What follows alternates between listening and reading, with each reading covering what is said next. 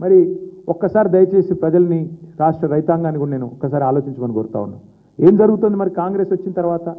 సరే, మేము కట్టిన కాళేశ్వరంలో 100 కంపోనెంట్లలో ఒక కంపోనెంట్ అయిన బ్యారేజ్, ఆ బ్యారేజ్లో 85 పిల్లర్లు ఉంటే ఒక బ్యారేజ్లో 2 పిల్లర్లలో కొంత నష్టం జరిగి ఉండవచ్చు, కాదని నేను అంటలేదు, జరిగి ఉండవచ్చు.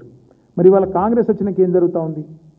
SLBC అనే ప్రాజెక్టు వీళ్ళ కక్కుర్తికి, వీళ్ళ కమిషన్లకు అడ్డగోలుగా వీళ్ళు ఇష్టారీతిన ముందుకు పోతే అక్కడ ఉన్న పరిస్థితి అంచనా వేయకుండా 6 మంది కార్మికులు జల సమాధి అయిన మాట వాస్తవం కాదా?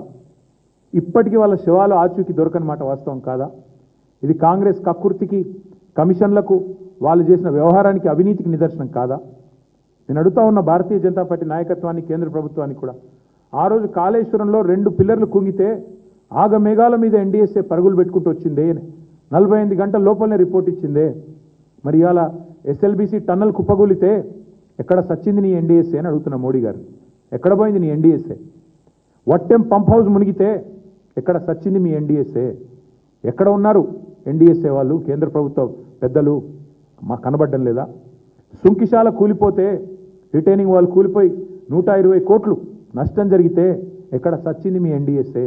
బతుకుందా అని ఏ రకంగా వీళ్ళిద్దరిని అర్థం చేసుకోవాలి తెలంగాణ ప్రజలు?